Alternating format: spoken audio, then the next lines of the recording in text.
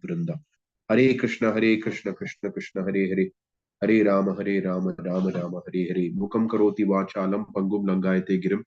Yatkripatamaham bande Shri Guru Dintarinam Yatkritam de Paramanandamadan Shri Chaitanyeshwaram Katanchana Smrite Yasmin Dushkaram Sukaram Bhavet Vismrite Viparitam Syat Shri Chaitanyam Namamitam. Okay, Rudradeep Nimai Prabhu, could you kindly share screen?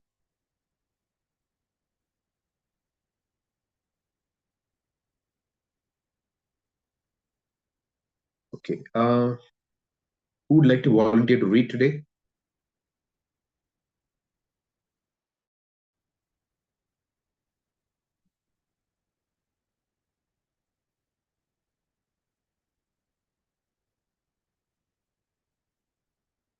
Indulika Kripa Mataji, are you available today? Prabhuji, because I don't have the book also, and I am seeing in the phone, and I can't see it properly, Prabhuji, because I'm not Okay, in my Hyderabad. Yes, Prabhuji. Sorry, Prabhu. no worries. Maybe. Yes. Prabhu, could you kindly read? Yes, Prabhu. From this paragraph,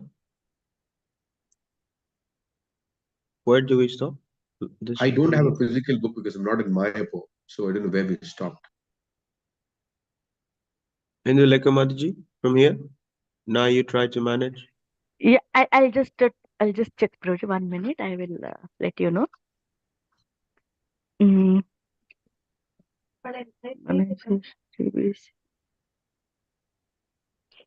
Because today I also don't have the book, Prabhu, because I am not in Hyderabad, so I don't have the book today. No, Prabhu. What to do? To make a laptop or login. I can do that.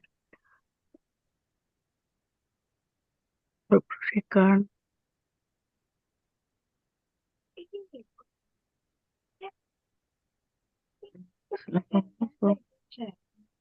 Not this one, Prabhuji, not this one. This is very old one. The Adikesha Prabhu, they are speaking, it is very old one. Oh. This case has been completed. So This one. yeah, 6 days ago. yeah, we have completed that case things and all. And we were discussing about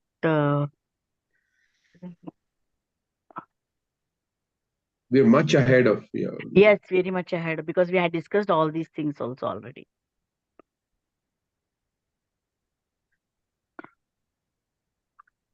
Because Prabhupada was in Bhuvaneshwar and all later.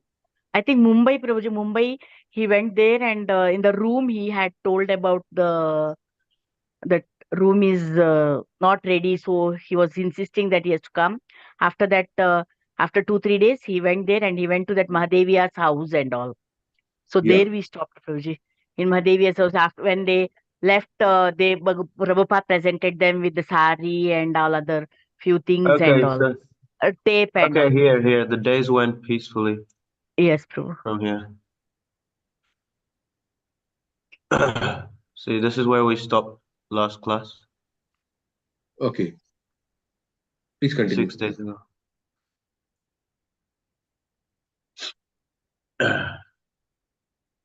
The days went peacefully, with mild, pleasant breezes always passing through Srila Prabhupada's room. His intelligence was ever sharp and alert, and yet his health did not improve. Bhavananda Goswami had come from Mayapur and had been intimately serving Srila Prabhupada, but he had to return to Bengal for important preaching duties.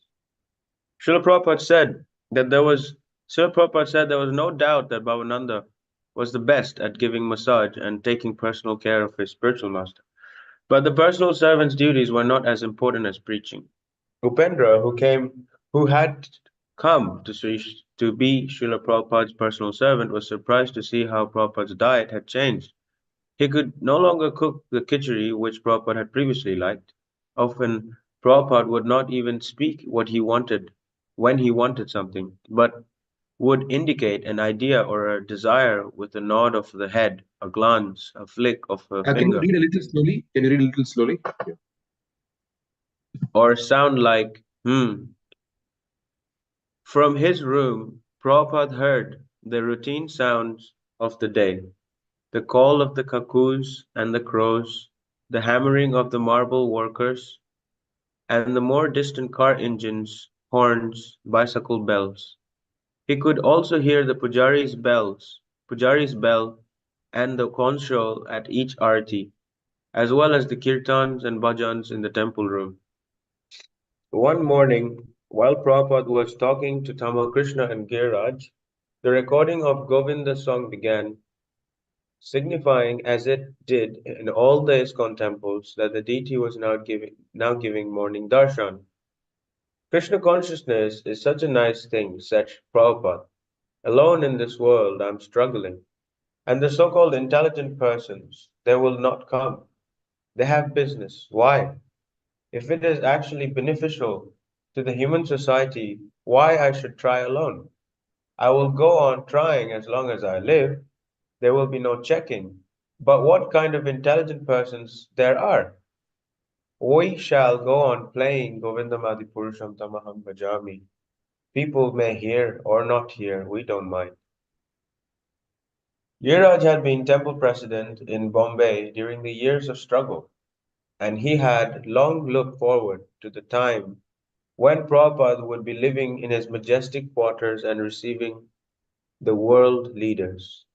Now that the gorgeous ISKCON center was becoming a reality, Giriraj couldn't stand the idea of Prabhupada remaining in solitude. So when he had asked Prabhupada if he could bring him important guests, Prabhupada had agreed. Giriraj had arranged the meetings with Mr. Rajda, and now he had another member of the parliament, Mr. Ram Jethmalani, ready to meet with Srila Prabhupada. Mr. Jethmalani had many doubts. However, he had admitted to Giriraj that he didn't know whether Krishna really existed or was imaginary. His main interest was in improving the slums. But he was willing to see Srila Prabhupada, who was, after all, the guru of a worldwide movement. But for a customary social visit, he would see him and then go on a Thanksgiving tour among the members of the Bombay constituency who had voted for him in the recent elections. Srila Prabhupada's desire was to enlighten the political leaders according to the instructions of Bhagavad Gita. If that was not possible, then he wanted to elicit their help, such as in arranging special visas for foreign devotees and meditating local problems between the Bombay temple and the municipal bureaucracy. Giriraj introduced Srila Prabhupada to Mr. Jethmalani, and when Prabhupada heard the man's interest in improving slum conditions, he replied, "So we can uplift the position of the Harijans very easily by the process of Chaitanya Mahaprabhu." He described Lord Chaitanya and Lord Nityananda as the originators of the Hare Krishna movement, and the purpose of their movement, he said, was to alleviate the sufferings of all the sinful people by giving them the Hare Krishna mantra. But for such a claim, Prabhupada said, there must be evidence. You are a lawyer, he nodded congenially to the guest. So you want witness and evidence?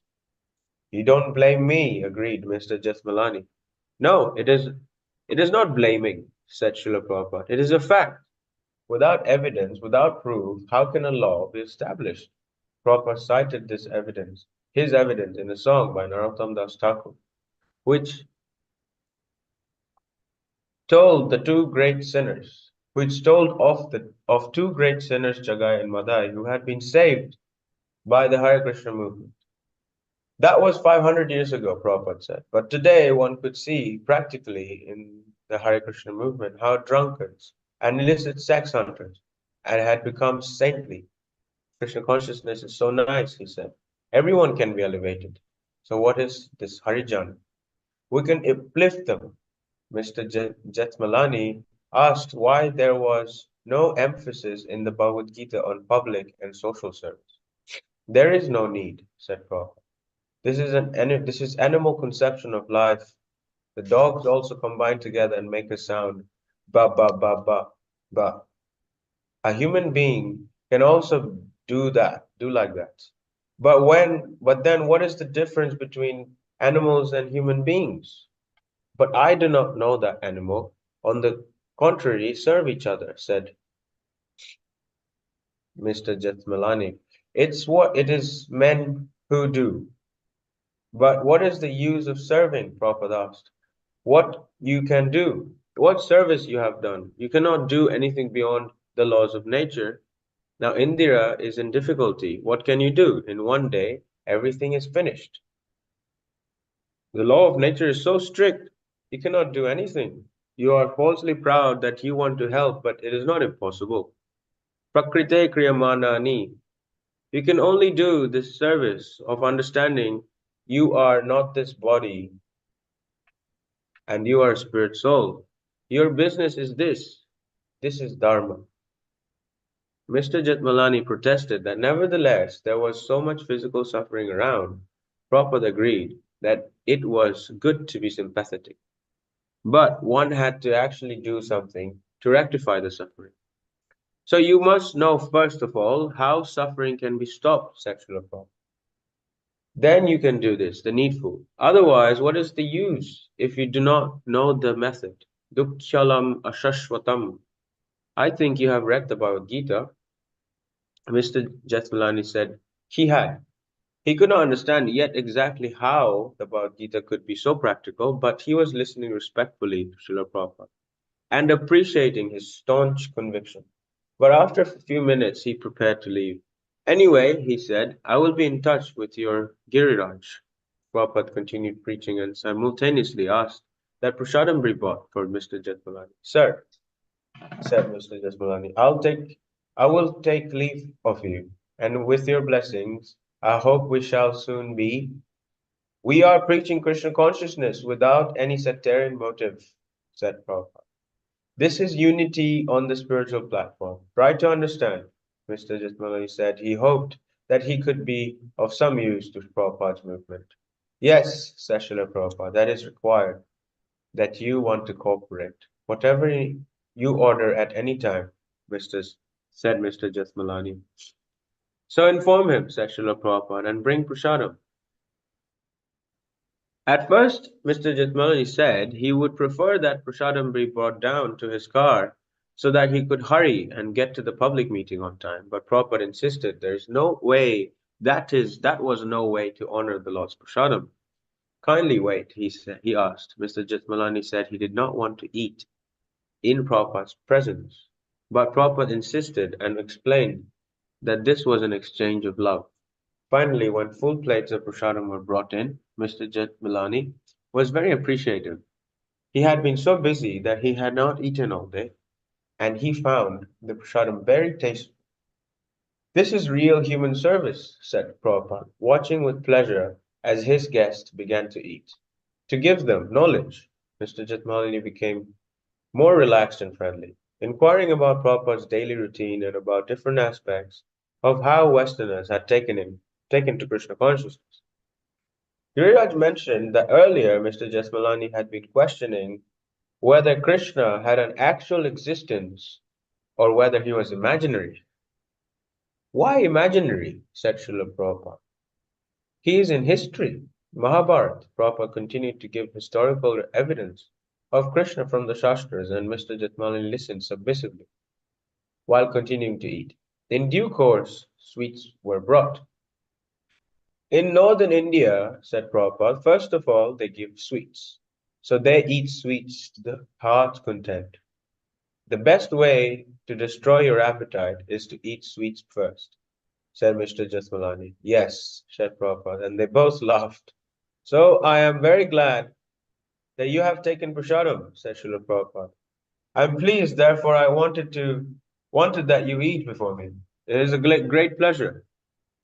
On the best of terms, Prabhupada and his guests parted, with Mr. Jethmalani promising that he would confer with Giriraj about any problems. Giriraj was ecstatic. His dreams of Prabhupada at Bombay Temple transforming lion-like politicians into gentle devotees was being fulfilled. Srila Prabhupada would repeatedly mention that the ISKCON leaders would should prepare to carry on without his direct management. One day he was recalling some of the incidents of his first year in New York City, when suddenly he began speaking of the future. Don't spoil it, he said. Now it's up to you, my senior men. I can part away from you. My health is not good. I'm an old man. It is not surprising. Now you GBC, young boys, you are American expert. You have all intelligence. So you don't spoil it. Let the movement go forward more. You have lots of nice places. Don't be anxious for, and even if I go, where is the harm? I have given my ideas and direction in my books.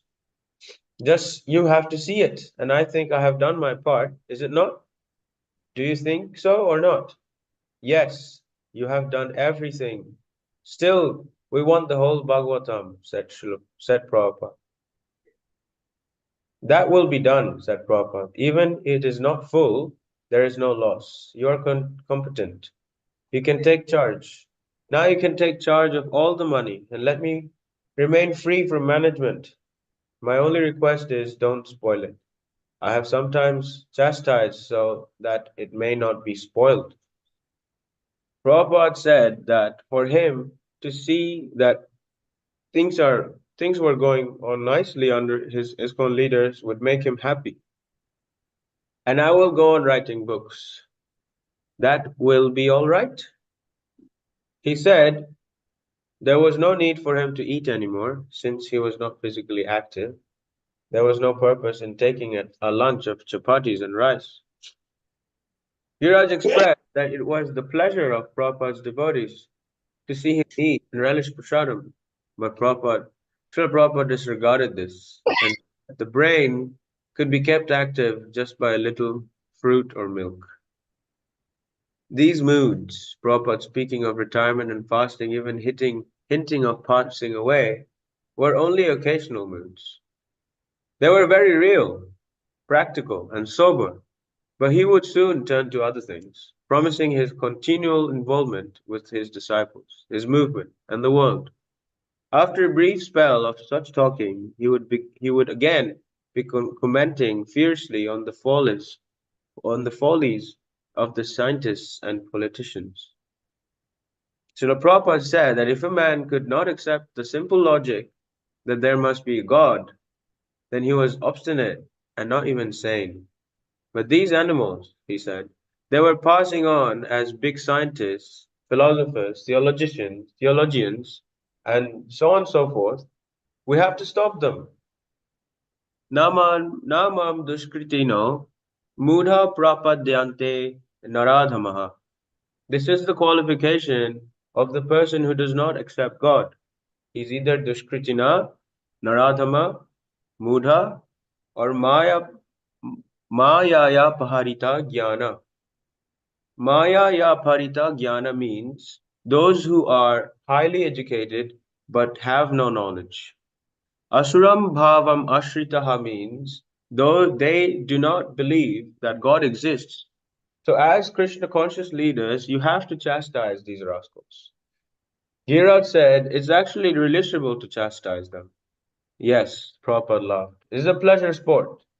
As they spoke, Sri Chora Gopinath entered with the daily newspaper. What is the news? Prabhupada asked. What are all these rascals saying? Newspaper means all the statements of rascals. Gopinath read the headlines aloud. Honest plea to Congress Chief Minister. Mischief calls for assembly election.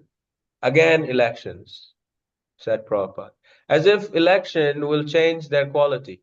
Let them remain rascals, and simply by election replace one rascal with another rascal. Let them remain rascal but get votes.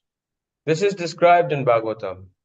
Swavid vyarahoshrita kare samstutaha.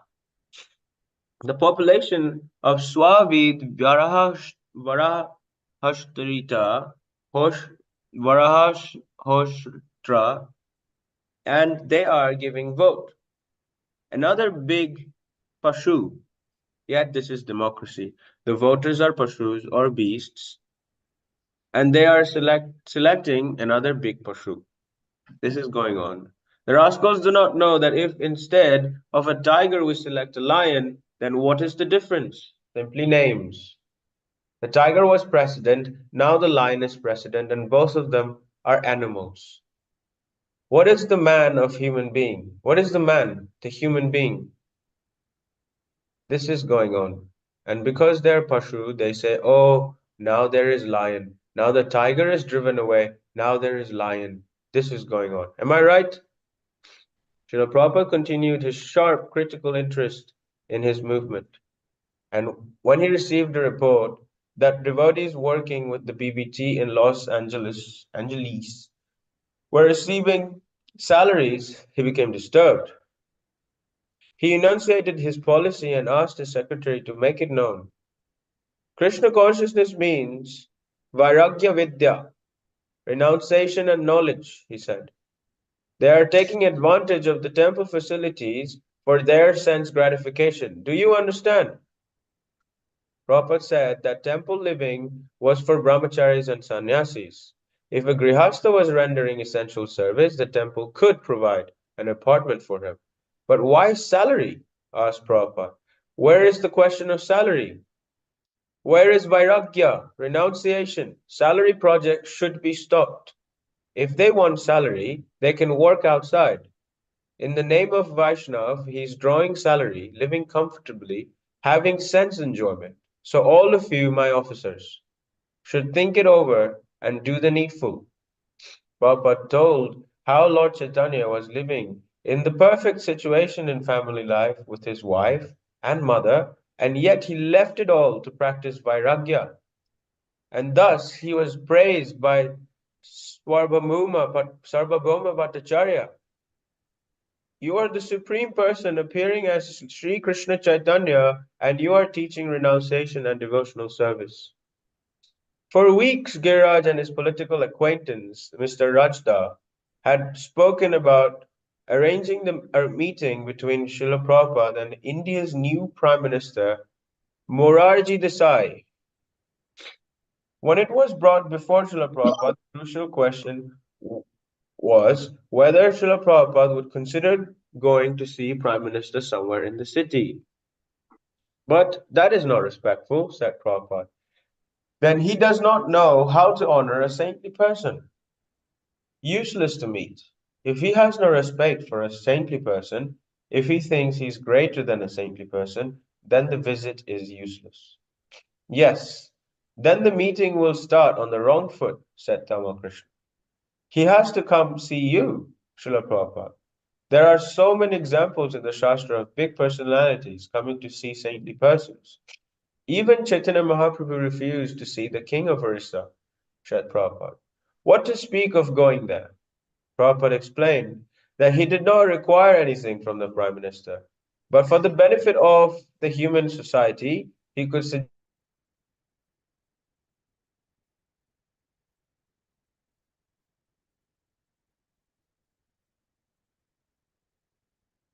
Did we lose Padmanabha? Sorry, did we lose something to him.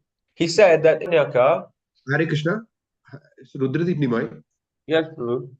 I think we lost you. I'm not sure. Let others confirm. At least I lost you. Yes, Okay, Prabhu, where there did he was some lose? breakage. Yeah, it Yeah, was there was little some bit breakage. all right. So you go back to the place where Prabhupada says about saintly person, no? I mean, the etiquette of maintaining a saintly person. Uh-huh. Okay. Here. I'm not able to see the screen. You can please read. But that is not respectful, said Prabhupada. Then he does not know how to honor a saintly person. Yeah? Yeah, go ahead, go ahead. Useless to meet. If he has no respect for a saintly person, if he thinks he's greater than a saintly person, then the visit is useless. Yes, then the meeting will start on the wrong foot, said Tamakrishna. He has come to see you. He has to come see you, said Prabhupada. Srila Prabhupada. There were so many examples in the Shastra of big personalities coming to see saintly persons. Even Chaitanya Mahaprabhu refused to see the king of Orissa, said Prabhupada. What to speak of going there? Prabhupada explained that he did not require anything from the Prime Minister, but for the benefit of the human society, he could suggest some things to him. He said that it was a fact that sometimes when in difficulty, a saintly person could approach a king. He gave the example of Lord Chaitanya's devotee, Gopinath Patanyaka, and how the devotees asked Lord Chaitanya to intervene to save him. But Lord Chaitanya showed that it was a difficult job to approach such a loyal person. With these guidelines in mind, Giriraj pursued the idea of a meeting.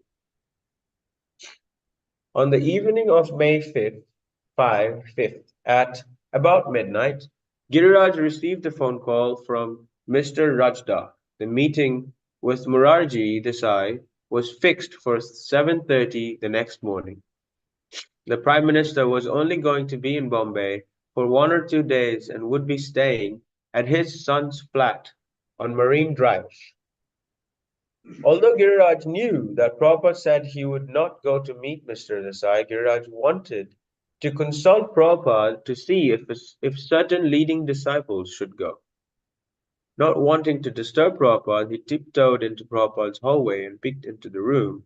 Prabhupada was awake, sitting in his translating table, working. He looked up, saw Giriraj, and motioned him to come forward. Srila Prabhupada, said Giriraj, I'm very sorry to disturb you at this hour, but I just received a phone call from Ratan Singh Rajda. Giriraj related that Murarji Desai was ready to meet them at his residence the next morning. Srila Prabhupada explained that he wanted to see if Murarji Desai would have been willing to come and meet him at Hare Krishna land. It's not that I'm proud, he said, that I can't go to meet him at his place. But unless his mood is respectful, there is no use. Prabhupada said that this was the test of whether the Prime Minister had a proper attitude. He agreed that Ramakrishna Goswami and Giriraj should go ahead and meet the Prime Minister. Giriraj. This meeting with Srila Prabhupada was one of the most intense and unique that I ever had. Although I was able to be in his presence so many times, we were alone together at midnight. Everyone else was asleep. All the lights were out, and it was just the two of us in this big room.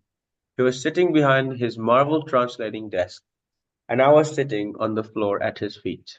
I said, Prabhupada, I am sorry that I had to disturb you like this in the middle of the night. Srila Prabhupada said, that's all right.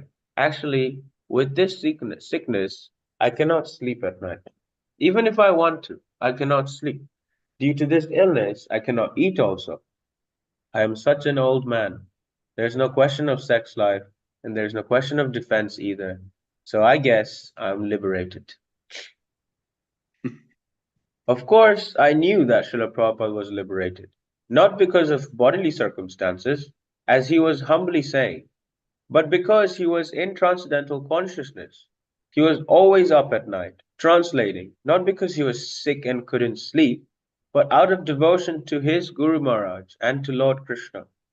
But it was a very wry, humorous remark that I felt very charmed by the whole meeting and offered my obeisances and went back to sleep. The next morning, Ramakrishna Goswami and Giriraj were prepared well in advance for their meeting with the Prime Minister. Before leaving, they asked Prabhupada what books they should give him. Prabhupada replied, Bhagavad Gita, Krishna book, and teachings of Lord Chaitanya. In Hindi? Asked Giriraj. Prabhupada frowned. No, English. The devotees went in their car and to pick up Mr. Rajda at his flat. From there, they would go to the apartment of Marine Drive where Prime Minister Desai was staying. After Giriraj had been ringing the front door bell for about 20 minutes, Mr. Rajda finally appeared. He said that they had to wait 5 more minutes while he continued dressing and eating. Unfortunately, by the time they reached the apartment on Marine Drive, it was 8 o'clock. They were 30 minutes late. As soon as they entered, the Prime Minister said, "You are very late," he said. He was already meeting with some other people and said that he would see the devotees for a few minutes.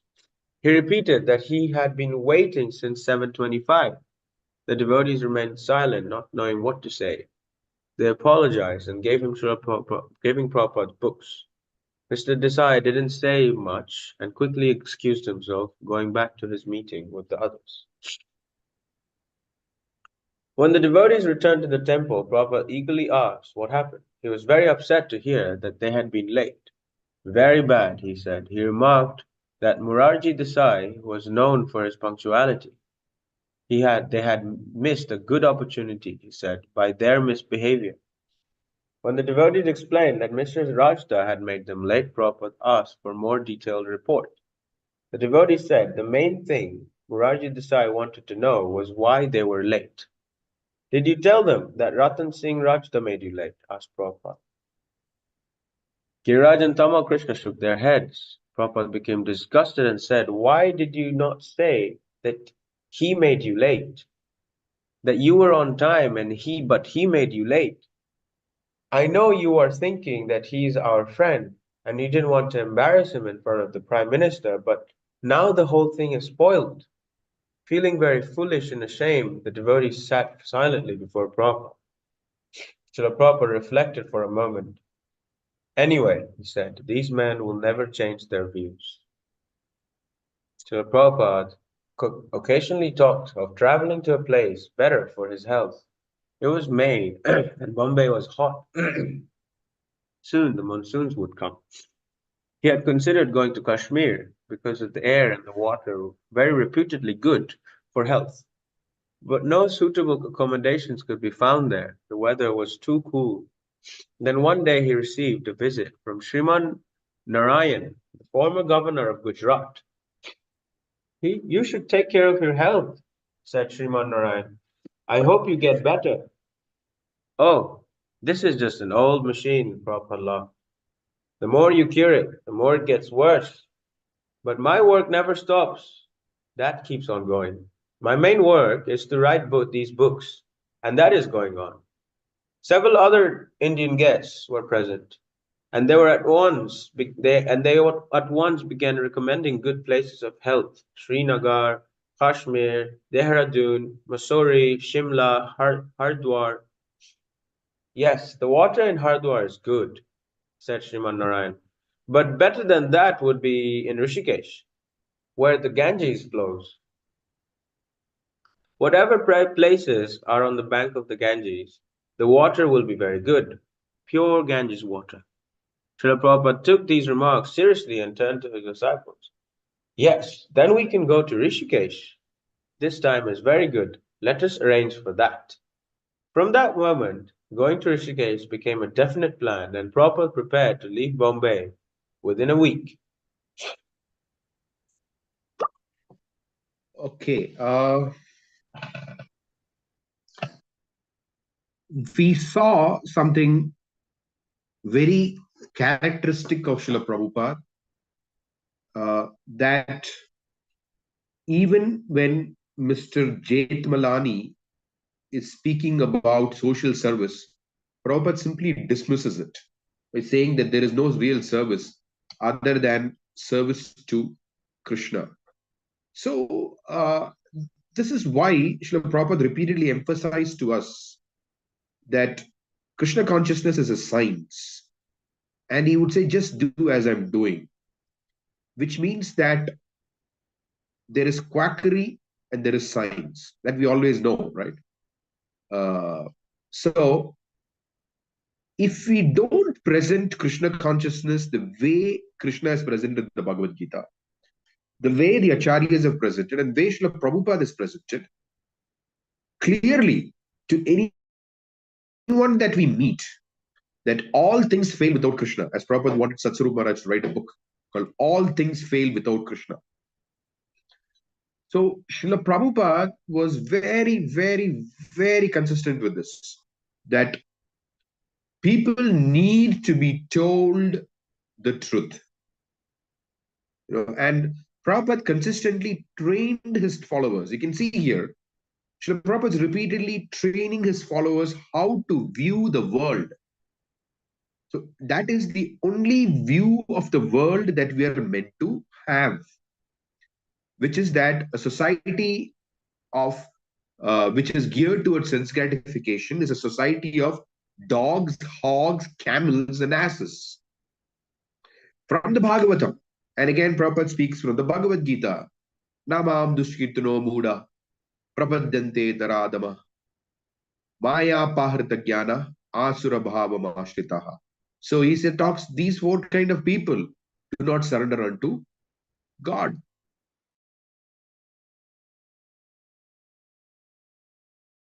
Anything that is short of surrender to Krishna, anything that does not deal with reality, or rather it is a patchwork. If it is patchwork, it is useless. So that which deals with reality, that is what Srila Prabhupada is interested in. And that's consistently how he dealt with people and how he presented Krishna consciousness. That Krishna, Mamaivamsha Jiva Loke, Jiva Bhuta Sanatana, all of us are his parts and parcels. And our duty is Jivera Surupavaya Nityera Krishna Das. That is our constitutional nature. And everything other than that reality, everything which obscures that reality, which is other than that reality, is all useless. So he would always try to present the full picture to whoever he met. And if you are not aware of the full picture, then it is useless. This is Prabhupada's point, that okay, what is the use of all this social work when they don't know that there are the problems of janma mrityu jara vyadi, and this is the real problem of human existence. The people need to know this problem. They need to get free of this material concept of life, and anything that is good in this material concept of life is just the opposite, is just the other side of the coin called bad. So good and bad, this dualities that pertain to material nature, Prabhupada is not interested. Prabhupada is interested in rising above this duality, show people, make people rise above this duality of good and bad. Let them be situated on the platform of Krishna consciousness. This is Prabhupada's interest. Prabhupada considered this to be the only real welfare work. And it is also interesting that here Prabhupada is not even concerned about the fact that someone is our well-wisher and how to present the truth when it could compromise the well-wisher. So Prabhupada is not happy that they didn't speak to Morarji. They said that they were on time. As simple as that. So Prabhupada was concerned about doing things in the right manner. And here the things were not done in the right manner. And so devotees do not have to own up things which are not done in the right manner if they were not responsible. So that is I found that very interesting. That Prabhupada is not concerned about the fact that Mr. Rajda is a well-wisher. He was the one who arranged the meeting with Moraji Desai. But Prabhupada is more concerned about doing things right. Krishna conscious people should be known for doing things right. Okay, so these are a few comments that I had on this. If there are some questions, comments, reflections on this, we'll take them now.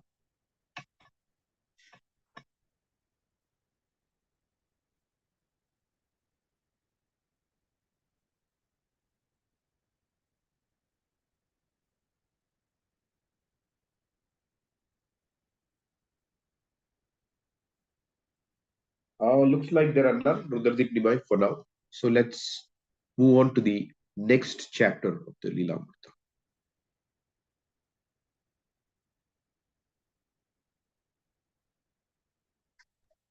This is an interesting chapter. Yes, Prabhu. Yeah, from here, yes, I have done my part. So now this is an interesting section where Prabhupada goes to Hrishikesh to try to see if his health can improve, and then we'll see what happens. How he decides to go to Vrindavan. So we'll see that. Okay, please go ahead, Rudradip. I have done my part.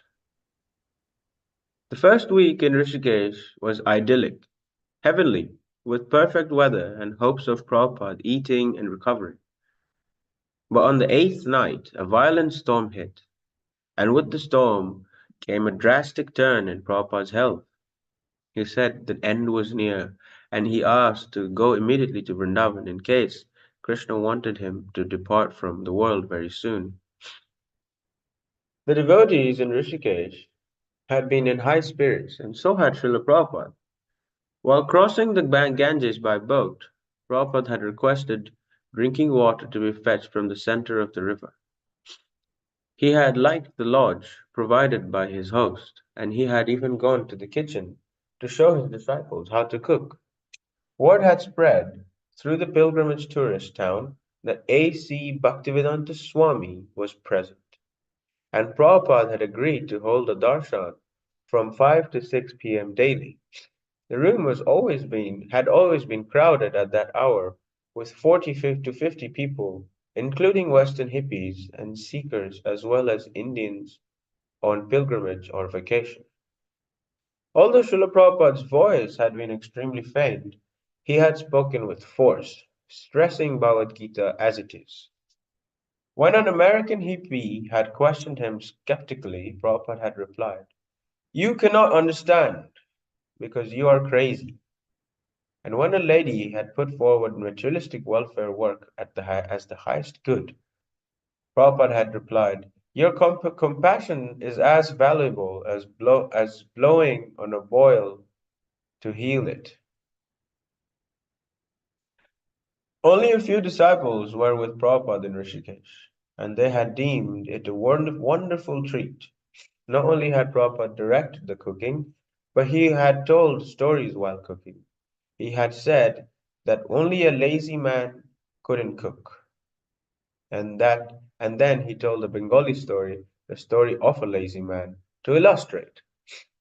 There was a king who decided that all lazy men in his kingdom could come and to the charity house and be fed. Oh, so many men came, all claiming, "I'm a lazy man." The king in his kingdom, the king then told his minister to set fire to the charity house, and all but two men ran out of the burning building. One of the two said, "My back is becoming very hot from the fire." And the other advised, "Just turn over to the other side." The king then said, "These are actually lazy men. Feed them." But on the evening of May 15th, Srila Prabhupada could neither sleep nor work at his dictation. The storm, a harbinger of the monsoon season, knocked out all electric power in Rishikesh. Since the fans were not running and the window shutters had to be closed because of the wind, the room became very hot. At 5 in the morning, Srila Prabhupada called for Tamakrishna and said he was feeling very weak. Tamakrishna massaged Prabhupada for an hour. Even at dawn, the wind did not let up, and sand was blowing. The storm and the power failure continued the next night. Ramakrishna asked Prabhupada about the swelling in his hands and feet, and Prabhupada replied, annoyed, "Why you are bothering? It is my body, and I am not disturbed." But then he added, "From the material point of view, it is not good. Please consider how everything may be turned over to the GBC, so that in my absence, everything will go on. You may make a will, and I will sign it." He was talking definitely about things that before he had only alluded to. Suddenly, at 1:30 a.m., Prabhupada rang his bell and Tamakrishna and Sri Chora Gopinath responded. From beneath his mosquito net, he said, "As I was telling you, the symptoms are not good. I want to leave immediately for Vrindavan. If it was time for him to pass away, he said, let it be in Vrindavan." Since he wanted to leave immediately, the devotees stayed up all night packing and preparing to leave. Train reservations were not available, however, so they decided to go by car. Srila Prabhupada rode in the back seat of the small ambassador. Sometimes stretching out on the seat, Upendra sat at the feet on the door, while Ramakrishna sat in the front next to Damodar Pandit, an experienced driver who drove fast but with utmost care. Often Damodar Pandit would glance into the rear view mirror and meet Prabhupada's attentive gaze. At one point, when Prabhupada saw a man selling cucumbers, he asked Damodar to stop the car. Cucumbers, he said, were very good for quenching thirst. After 4.5 hours, they reached Delhi and stopped at the ISKCON center in Lajpat Nagar. It was very hot. The devotees watered down the roof, and Srila Prabhupada rested there on a cot. By 5 the next morning, they were ready to set out for Vrindavan. At the Delhi temple, the devotees had given Prabhupada a large plate of Didi Prasadam, but he had only taken a few tastes. Eating is finished, he had said. I prayed to Krishna to be freed from eating and sleeping, and it is happening. I have already given up mating and defending. Now all these material activities are finished with. As they dove out of the city and into the countryside, Ramakrishna noticed that Srila Prabhupada seemed more peaceful. He looked very happy to be going Vrindavan, said Ramakrishna. Yes, Prabhupada replied. Vrindavan is my home, and Bombay is my office. As they turned off the Delhi Agra road, Srila Prabhupada saw for the first time the stonemaker, Bhaktivedanta Swami Marg. They soon met up with Gunarnava, who was waiting on a motorcycle and who joyfully sped ahead to tell the devotees at Krishna Balaram Mandir that Srila Prabhupada was there. At the gate of the temple, a big kirtan party, including all the Gurukul children, was gathered to meet Prabhupada with chanting and dancing. 4 devotees carried Prabhupada on a palanquin to the temple hall, where he offered his respects to the 2 lords, Krishna and Balaram. After the arati ceremony honoring Srila Prabhupada, Prabhupada spoke briefly to the assembled devotees. If death takes place, he said, let it take place here. Seeing his demeanor and hearing him speak these unexpected words, some of the devotees in the room began to cry. So, he continued, there is nothing to be said new. Whatever I have to say, I have spoken in my books. Now, try to understand it and continue your endeavors. Whether I am present or not present, it doesn't matter. As Krishna is living eternally, similarly, the living beings also live eternally.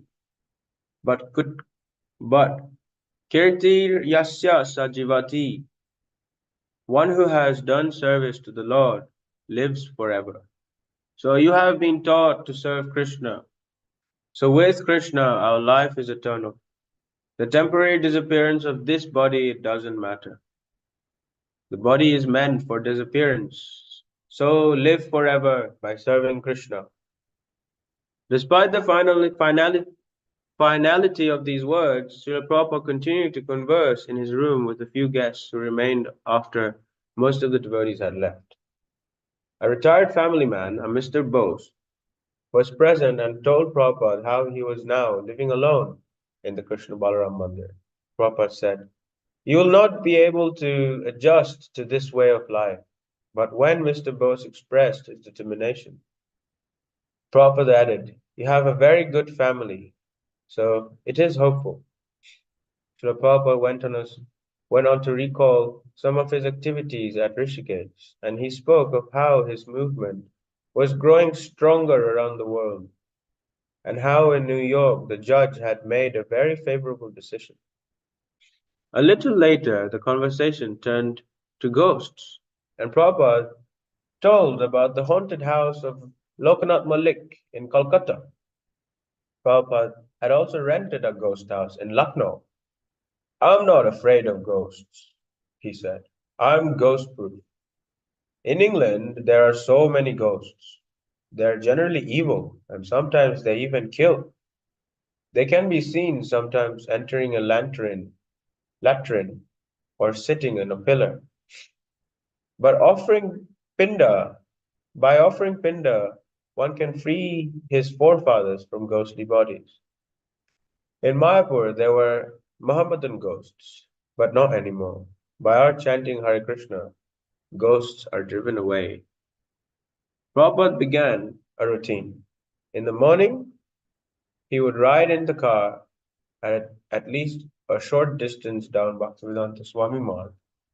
Although even riding was difficult for him, the morning air would be fresh and cool compared to the heat of the day, and the road, lined with neem trees and shrubs, was pleasant. Each morning he would come back and faithfully, lovingly behold Krishna and Balaram. Then he would sit or rest in his main room and later move upstairs, where a desk and a chair as well as bed were set up on the outdoor veranda of his house. Here also the devotees had thrown water on the floors for cooling. His main room downstairs had an air cooler. Srila Prabhupada was still prone to become involved in management, and he asked his secretary to report to him on the various ISKCON activities. You become my eyes, he said. But to think that the Bombay project was not yet completed disturbed him very much. I have walked so far to get done whatever is accomplished, he told Tapan Krishna. Now, if the deities are not properly installed in my presence, it will be a great shock. But ISKCON management was too much botheration, and Prabhupada told Ramakrishna, you must give me complete relief from management. Ramakrishna mentioned that Prabhupada would sometimes become upset if he had not informed about ISKCON management, if he was not informed. But Prabhupada said, better not to inform him. Now take it that I'm dead, he said. Ramakrishna took this remark to mean that the leaders of ISKCON should manage all problems just as if Prabhupada were no longer present. They should relieve him so he would be free to think of Krishna and Balaram. And Prabhupada confirmed that this was the right idea. Give me that chance, he said. After one day in Vrindavan, Srila Prabhupada wrote, I was staying in Rishikesh hoping to improve my health, but instead I have become a little weaker. Now I have come back home, back to my home, Vrindavan. If anything should go wrong, at least I will be here in Vrindavan. Srila Prabhupada called for Tamakrishna Goswami. There are two things, he said. Trying to survive and to prepare for death, it is better to plan for the worst. Arrange to always have 3 or 4 men with me. Have kirtan and read Bhagavatam all the time. Now I'm trying to take little food. Parikshit Maharaj would not even take water. Seeing Srila Prabhupada's mood, Ramakrishna mentioned the need for a will, and Prabhupada agreed. A will, he said, was simple enough. Whatever he spoke, several men could sign it as witness. He recalled how his spiritual master, just before a hernia operation, had made a very simple will on a scrap of paper. Although he never underwent the operation, years later the same will was presented in court and was accepted as evidence against the plots of some of his disciples. He was the original founder, said Prabhupada, so whatever he wills, that is accepted.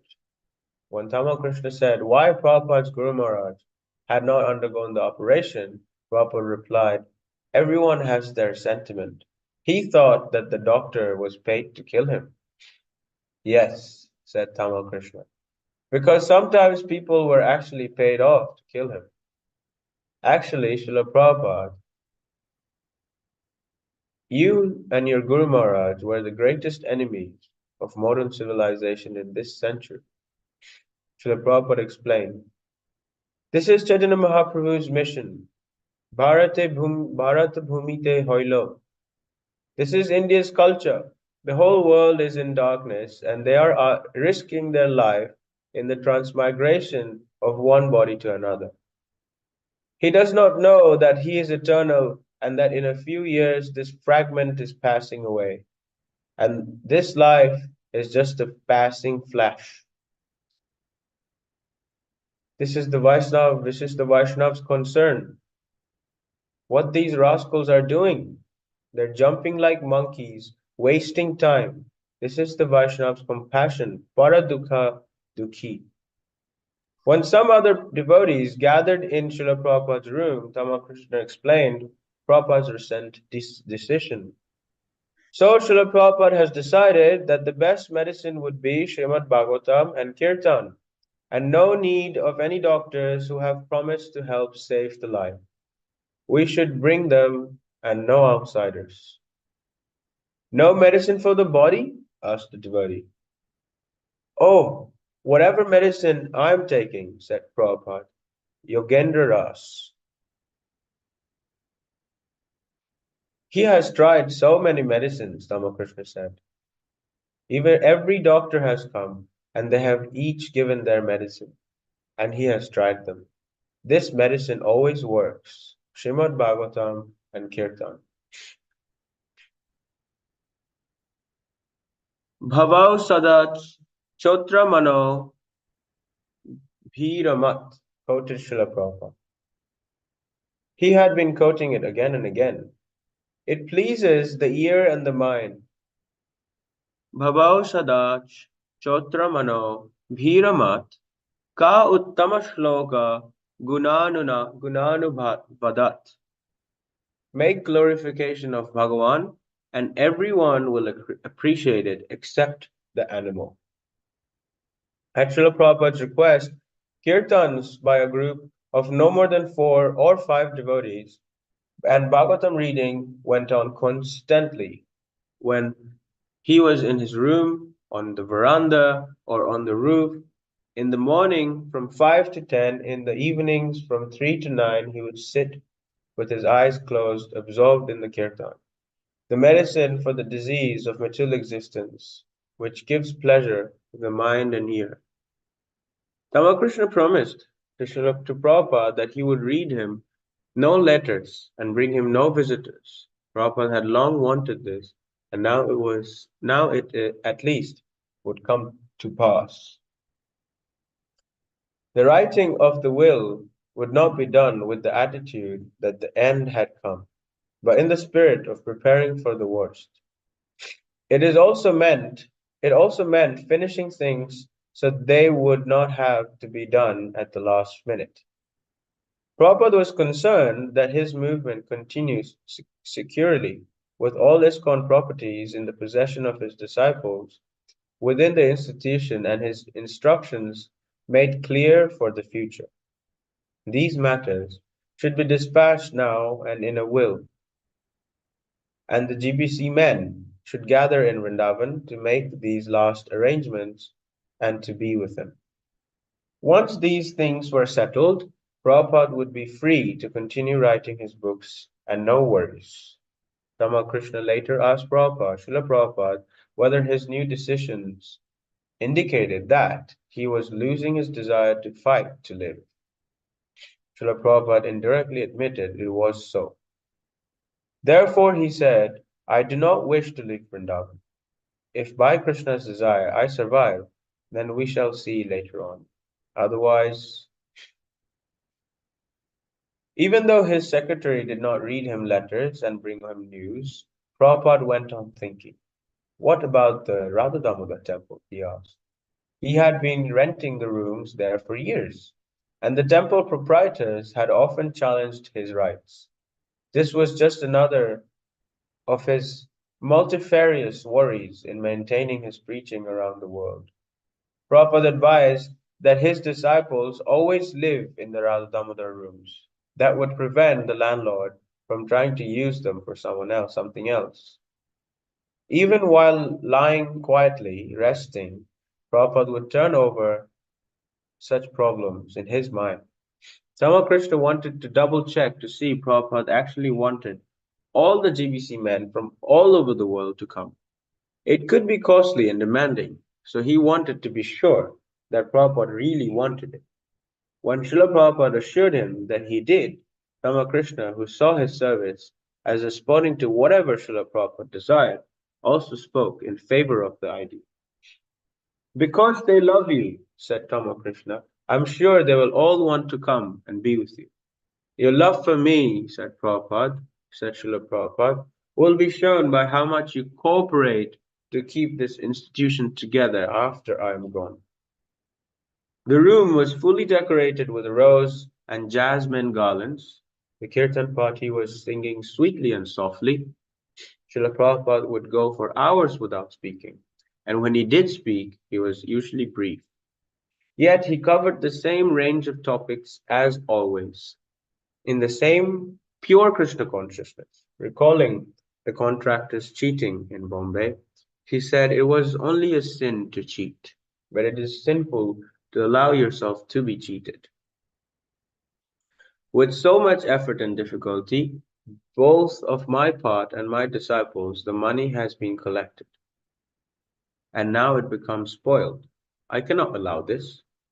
Srila Prabhupada would usually make comments such as this while lying in bed.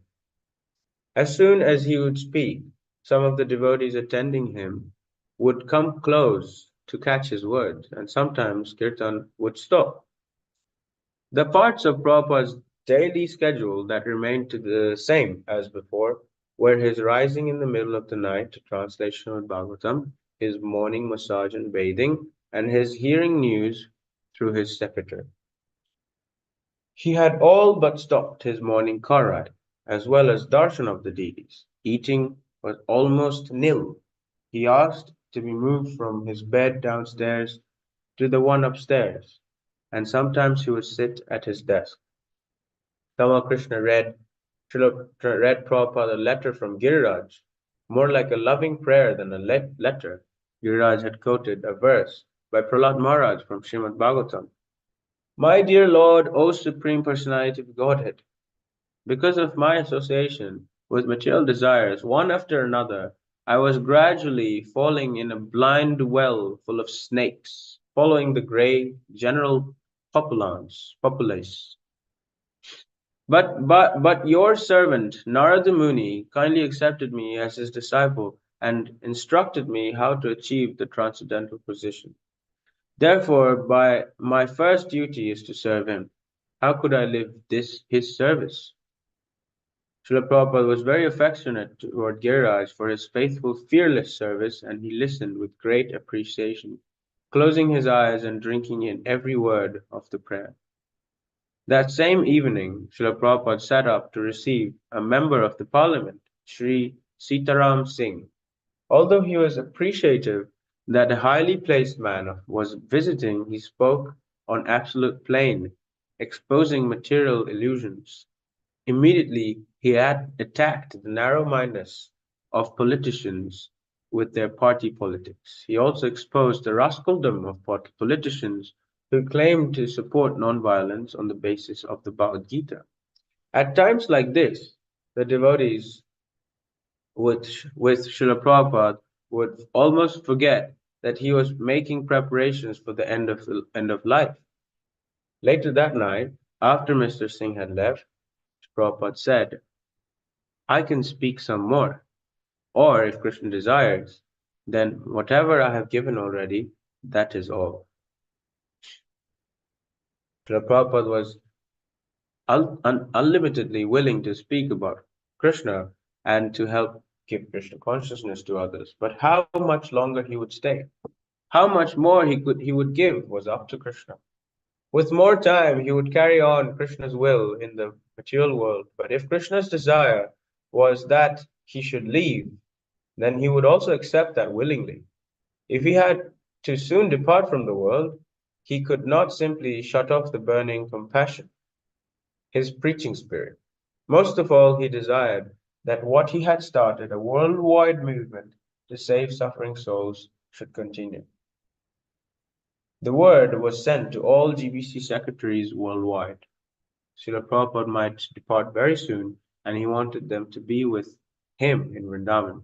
As soon as possible, the GBC men left their duties and came to him.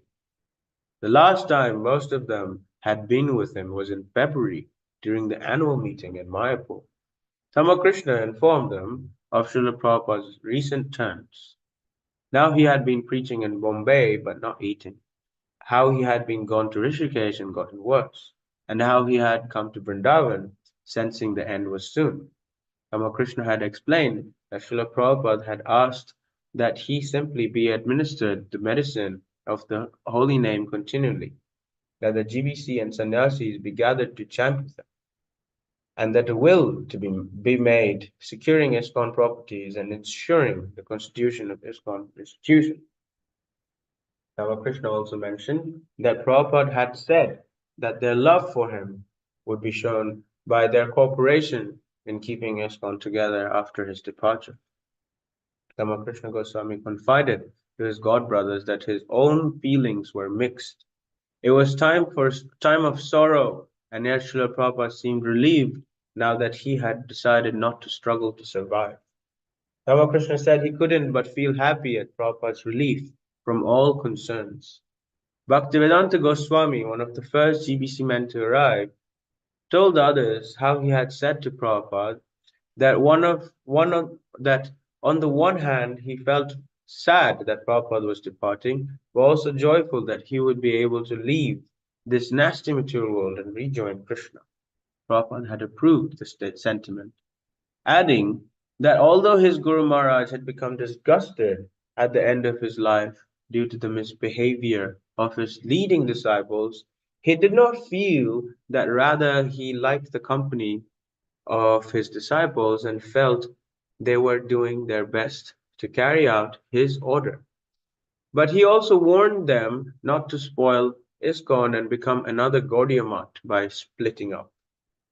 The ISKCON leaders formed small groups and took turns in being with Prabhupada and chanting and reading to him.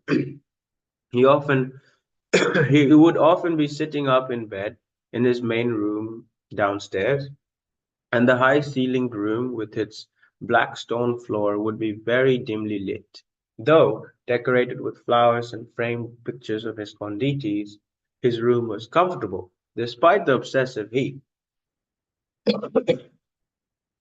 because of the air cooler and the overhead fans. Sometimes Prabhupada would clap his hands softly to the kirtan, and he was always ready to hear the evaluate reports of his disciples preaching. The main difference about Prabhupada was his physical appearance. As one GBC man put it, he looked like one of the great ascetics depicting in the Srimad Bhagavatam, grown extremely thin, like Dhruva Maharaj or Rantidev, who performed great austerities while wrapped in meditation on the absolute truth. Srila Prabhupada will alternatively sit up in bed or lie down while hearing kirtan or Srimad Bhagavatam. Now he was always surrounded by concerned disciples, and he seemed happier. Some of the devotees who had been with him in Vrindavan just before all the GBC secretaries had arrived could see that he felt more encouraged. Perhaps by the sincere prayers of all the devotees, a dramatic change might come.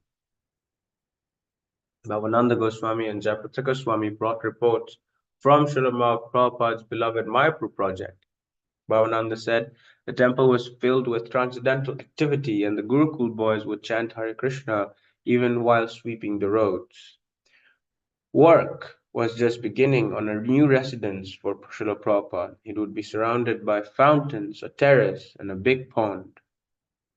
It has not yet begun? Srila Prabhupada asked. Jayapataka Goswami replied that the plans had been drawn and that the architects said it would be no problem. They could build right through this rainy season. How long will it take? Ramakrishna asked on Srila Prabhupada's behalf. 6 months, Srila Prabhupada said, Ramakrishna, I think you are tired on this planet by the love of your devotees. Srila Prabhupada uttered a third thoughtful, all right. Although Srila Prabhupada had indicated a will to live by saying, all right, to Bhavananda, he said, there is no hope of life. Therefore, I have called the GVC. If I die in Vrindavan, Krishna can accomplish anything. But from the physical condition, there is no hope. But Krishna is Parameshwar, Bhavananda said. Prabhupada laughed. This is another thing. If Krishna liked, then he would live. But Prabhupada wanted his disciples to understand the critical state of his health.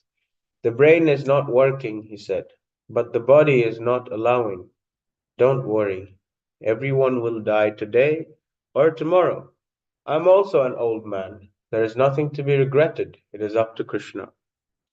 Dropping his reassuring stance and pleading as a helpless student, Bhavananda asked, what can we do, Srila Prabhupada? We can pray to Krishna, Prabhupada replied. Krishna is all-powerful, and one of the most important things is that when I'm gone, don't spoil it. Keep it Mayapur.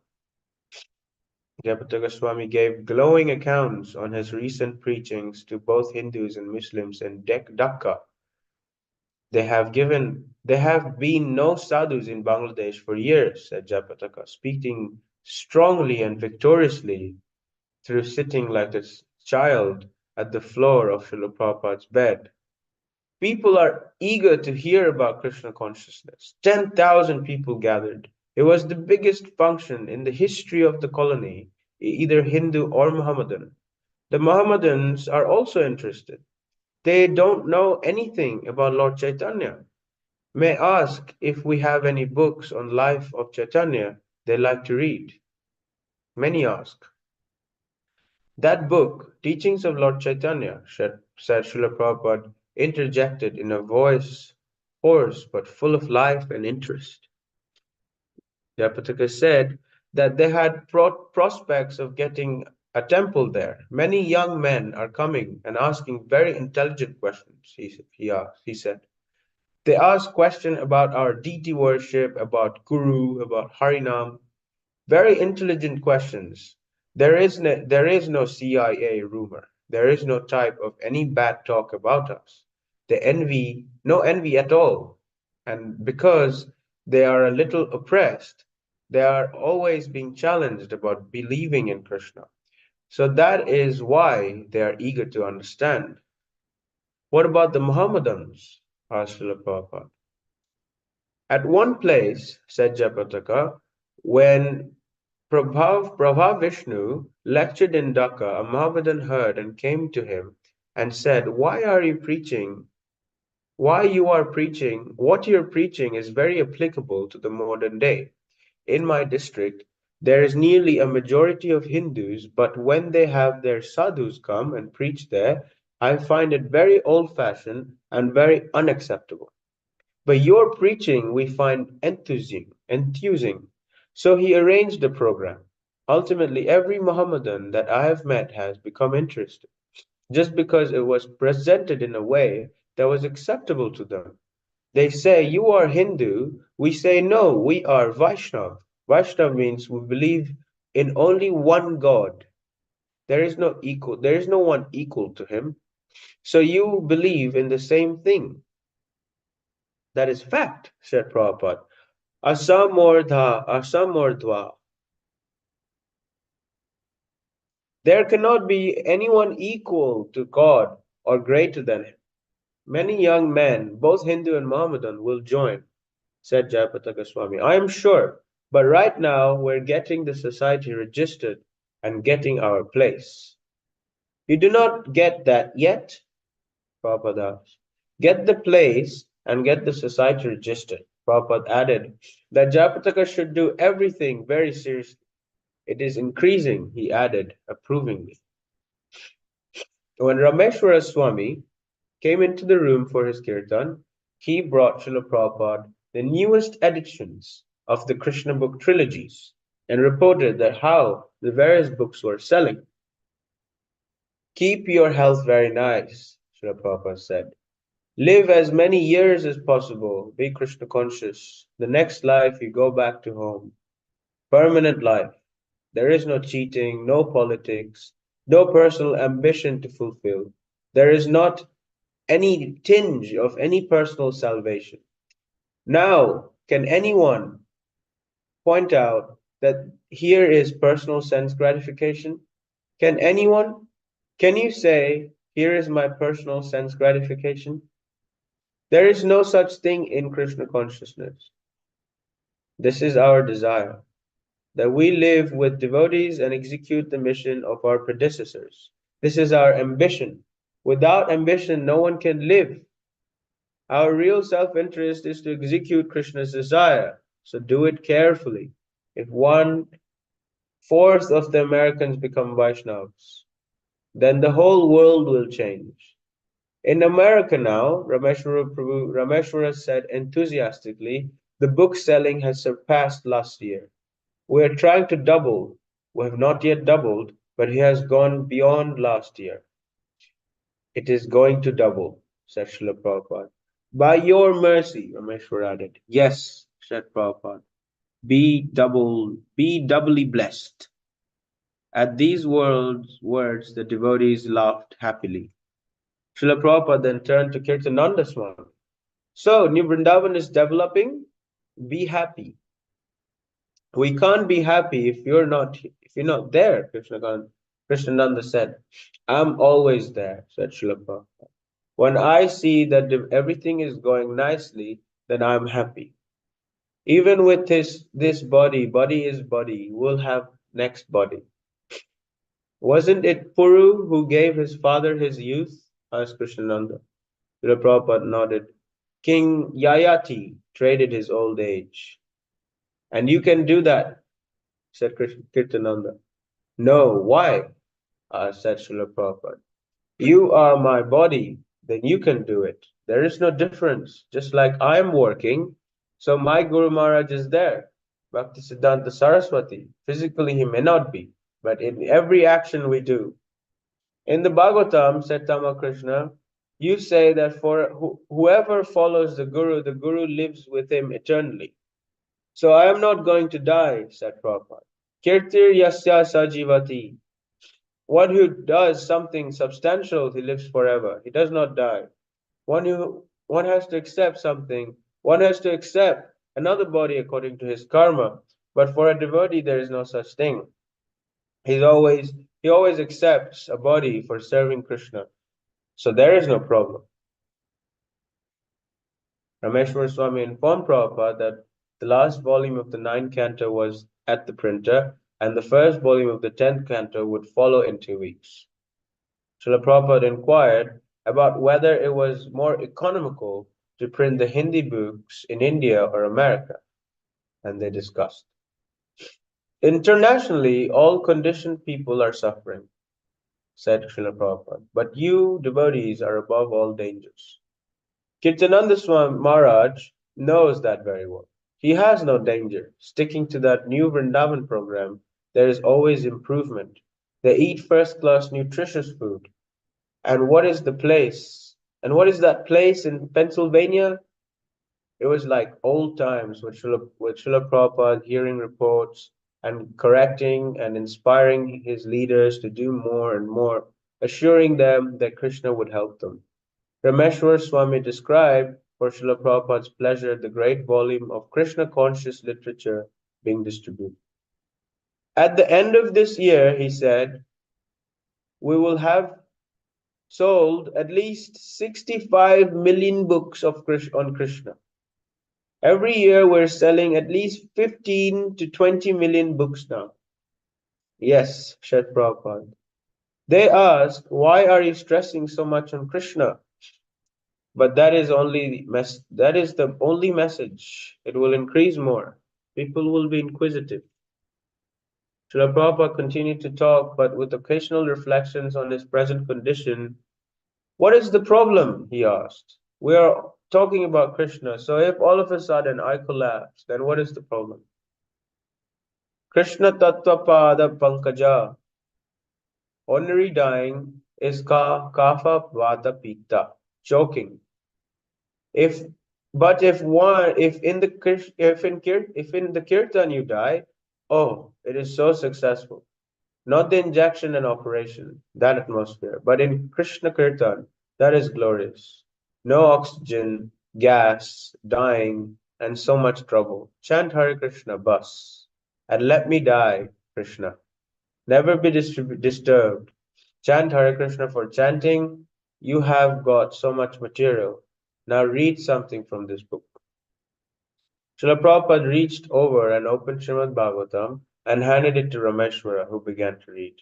And now, one after another, the GBC men arrived. Atreya Rishi brought pomegranates and sweet lemons from Iran, as well as good news from ISKCON restaurant there. Srila Prabhupada listened with intense interest to Atreya Rishi's report, and then spoke for a while about the Middle East and how to best present Krishna consciousness there. Kirtananda Swami had brought milk products from New Vrindavan, and a sannyasi came from Thailand with fruits and flowers. When Adi Keshava Swami came in, Prabhupada beamed. He heard with great pleasure Adi Keshava's report of the impact of the New York court decision on Indians around the world. When Saurabh Damodar arrived, he showed Prabhupada the manuscripts for 3 pamphlets proving scientifically and mathematically that Krishna consciousness is the absolute truth. After each report and greeting, Srila Prabhupada would ask that kirtan be continued, and he would become silent, and the devotees sang softly, hour after hour, Hare Krishna, Krishna Krishna, Hare Hare, Hare Rama, Rama Rama, Hare Hare. A very small pair of kartals, the only instrument, produced a soft, pleasant ringing.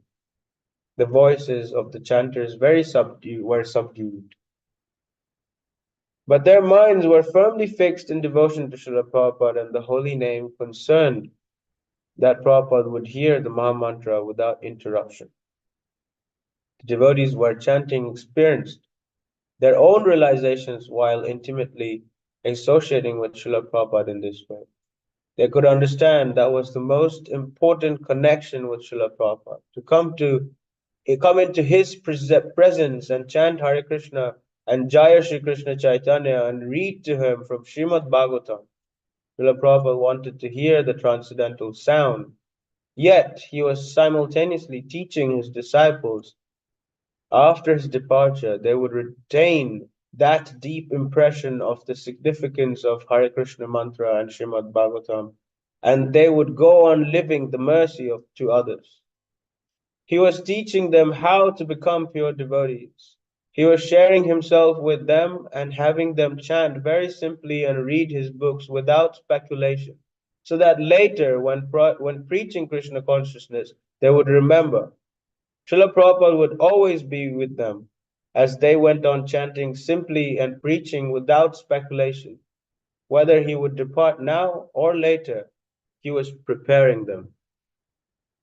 Sometimes during the chanting of Srila Prabhupada would communicate unspoken feelings with his disciples.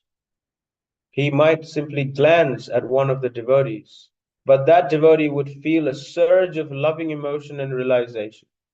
Suddenly he would understand better how pure and compassionate Srila Prabhupada was, and the devotee might recall how Srila Prabhupada had come and saved him, bringing him to Krishna consciousness. Thus the GBC men, while chanting, became purified, were rededicating themselves, hoping that Krishna would accept them as surrendered souls. They asked that Krishna bless them and make them fit for whatever happened. Do not leave me, Prabhupada said at one point. Are you feeling better? Ramakrishna asked. Yes, I'm feeling little better. Go on administering this medicine. At Srila Prabhupada's request, the devotees staying with him between 1:30 a.m. read to him from Krishna book, the Supreme Personality of Godhead. He would usually be on the roof then, sitting up in bed. A few bare bulbs would light the darkness, and all would be quiet and still except for the sound of the devotee reading. After one such reading, Srila Prabhupada asked Rupanuga about the preaching in Washington, D.C. Rupanuga replied briefly that, and then he and Baladev began talking about deprogramming. Then Rupanuga said that he had written a prayer to the higher authorities and asked if he could read it to Srila Prabhupada. O superior Vaishnavas, O compassionate Acharyas of the holy name, O supreme authorities, masters of our faith, have mercy upon us. We're not able to make any prayers, but this is an emergency. Shastra teaches that because of disciples' bad behavior, or to allow some personal service, or to exhibit ecstatic symptoms, the spiritual master may display bad health. Although he so kindly says it is simply due to old age and personal neglect of his health, meaning that he has worked too hard to save us. But we may not speculate upon the mind of the Acharyas. Please hear our petition. We pray for the kindness of our grandfather, Bhaktivedanta Saraswati Thakur, who is by nature merciful upon his spiritual grandchildren. We pray for the continued compassion of the 6 Goswamis who are already famous in all the three worlds for saving conditioned souls. We pray for the benediction of Lord Chaitanya Mahaprabhu, the most magnanimous Supreme Personality of Godhead. We pray to Radharani, Queen of Vrindavan, protector of our neophyte bhakti. And we pray to Lord Krishna himself, whom we cannot even approach without the guidance of our Srila Prabhupada. We, the fallen servants of his divine grace, beseech all of our masters, please give Srila Prabhupada more time to ensure the strength of this movement, time to finish the Srimad Bhagavatam, and a little more time for us to spend at the lotus feet of his divine grace, that we may become pure devotees by his mercy.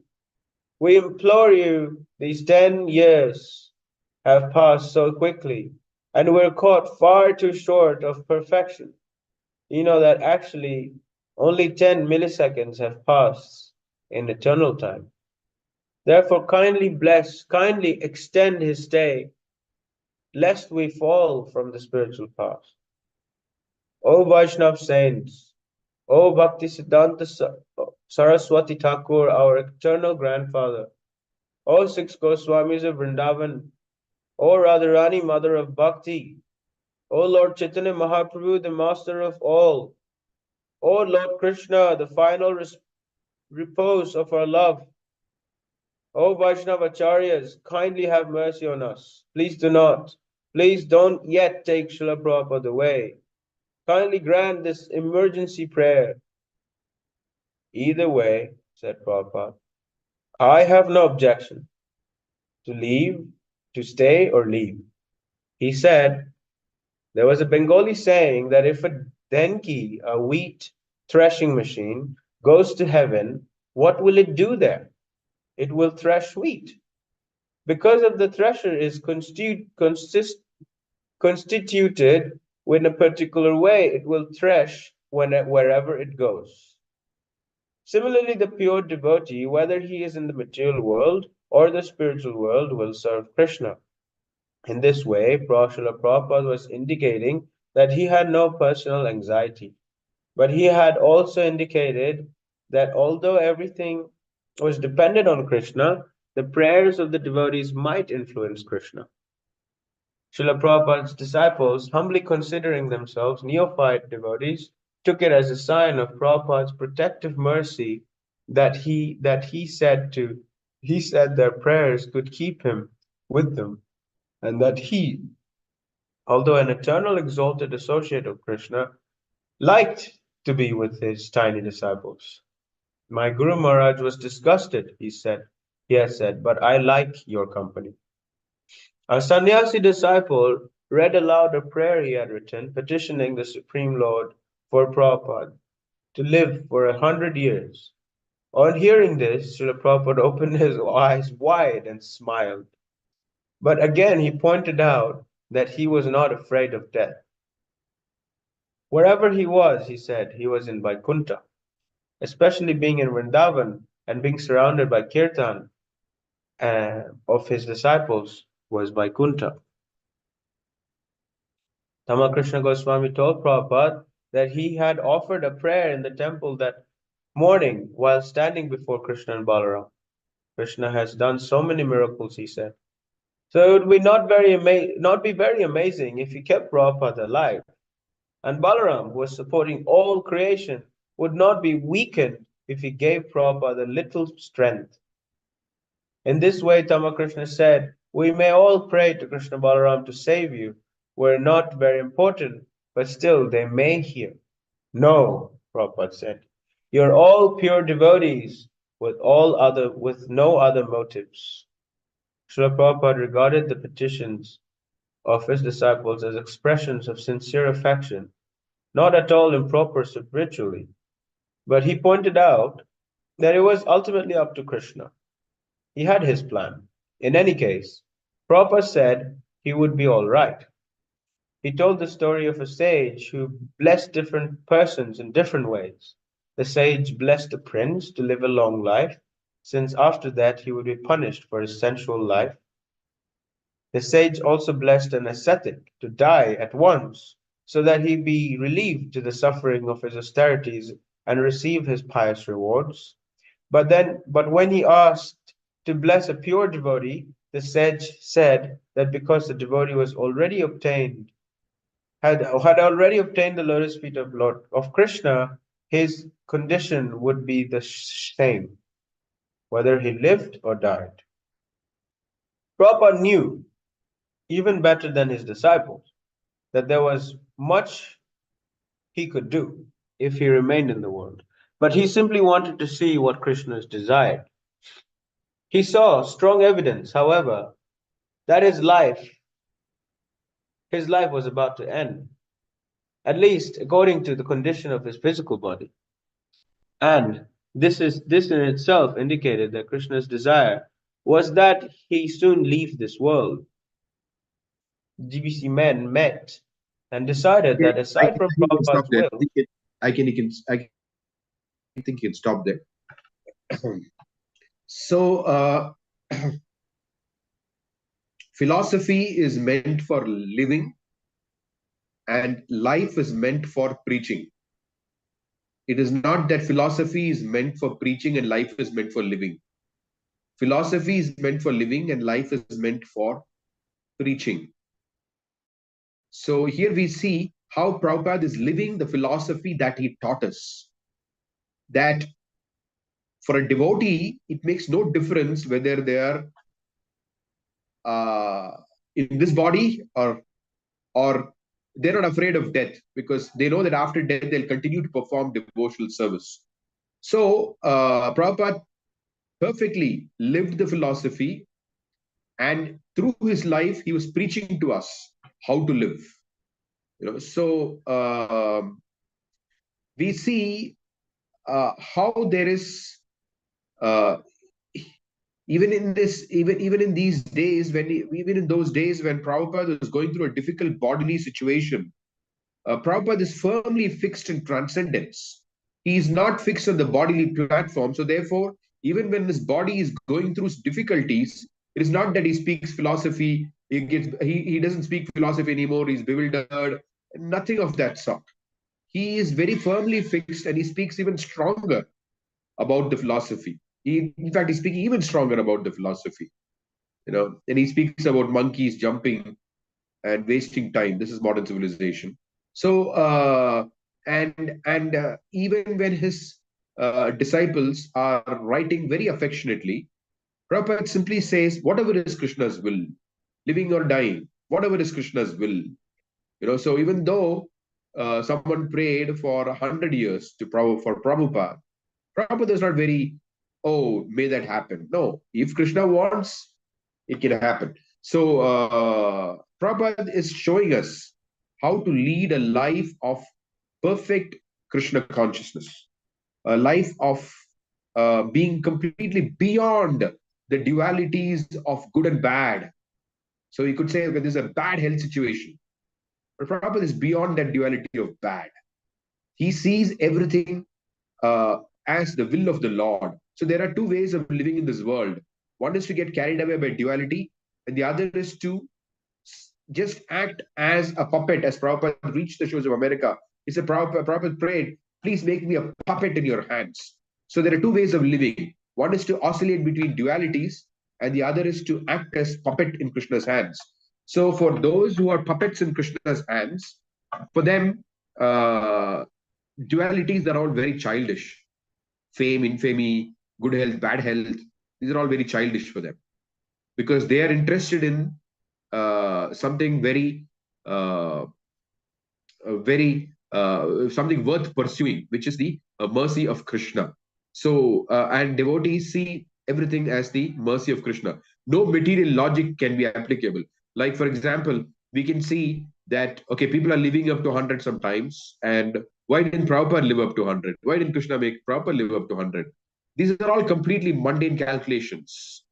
No one can understand the mind of Krishna. No one can understand the plans of the Lord. As Bhishma Deva explains in the Srimad Bhagavatam, when talking to Maharaj Yudhishthira, he says, you Pandavas are very pious, yet you went through all these sufferings. So who can understand Krishna's plans? So a pure devotee is completely surrendered unto the plans of the Lord, and the plans of the Lord are perfect. These are not our mundane estimations of, oh, Prabhupada could have lived longer, or this or that, or whatever. It is the plan of Krishna which is topmost in the mind of a devotee, and devotee is fully surrendered to the plan of Krishna because they accept that the plan of Krishna is more perfect than anything in this that we can conceive of.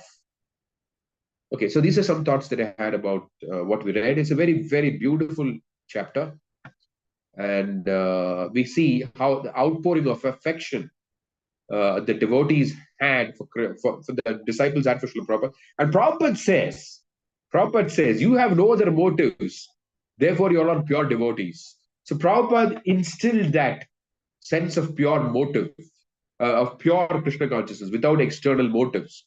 So Prabhupada was a living example of that. And he infected all his followers with that spirit of no other interests, no other motives, just pure Krishna consciousness. Okay, we'll take some reflections, thoughts, questions, comments.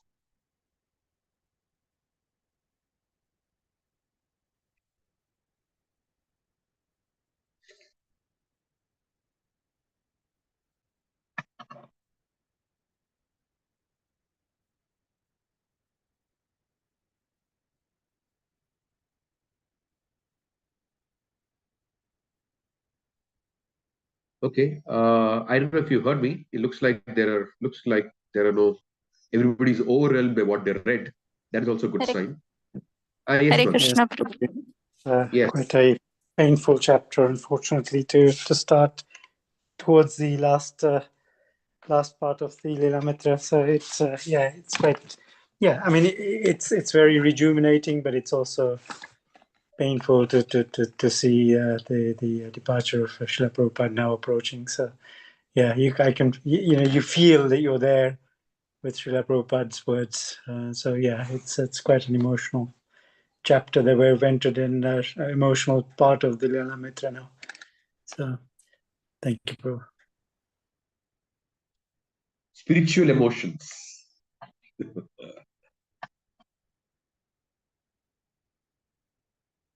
Yeah, I just said spiritual emotions because, again, Prabhupada's final leelas cannot be estimated with our minds of good and bad and whatever. Rather, we can appreciate the fact that if we were to be in that situation, how would we react? And so, from that vantage point, if we look, how Prabhupada is perfectly Krishna conscious. He's just surrendered to the will of the Lord.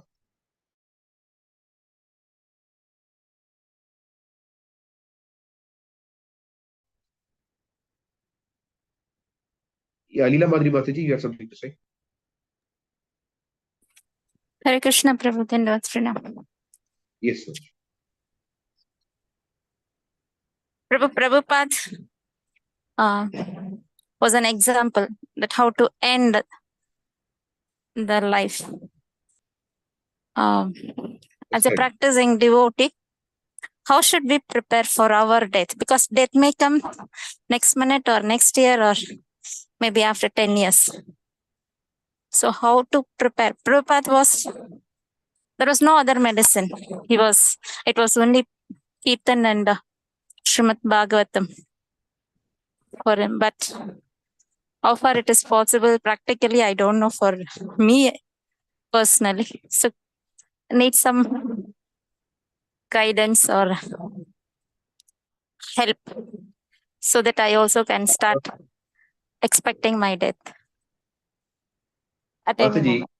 I think, I mean, you're there in the morning Bhagavatam class at the game. So I brought up this point that we are not interested in uh, uh, analyzing and so we go with the philosophy, as Prabhupada said, death can come any moment, whether you're young or old or middle age, it can come any moment. So there is no special preparation required for death, except we constantly take shelter of Krishna, and Krishna will take care of the rest. No? So we are interested in moment to moment. Okay, now there's Leelamrita that's going on. So let me be absorbed in the Leelamrita session. Then what is the next thing? Okay, whatever is the next thing you're supposed to do, be absorbed in that for Krishna. So we are not interested in making very long-term plans and all these things because nothing is within our planning efforts. Our minds are very tiny. So what we should think about is, right now I'm engaged in an activity. Let me be absorbed fully in that activity to the extent that I can. I should try. Then, okay, the next activity. So we are living moment to moment in Krishna consciousness. So that itself is the success. If we can be absorbed in whatever we are doing in Krishna consciousness, there's no separate preparation that is required for death. Our preparation is to be absorbed in Krishna consciousness, the absorption in whatever we are doing. That is what we are trying to achieve.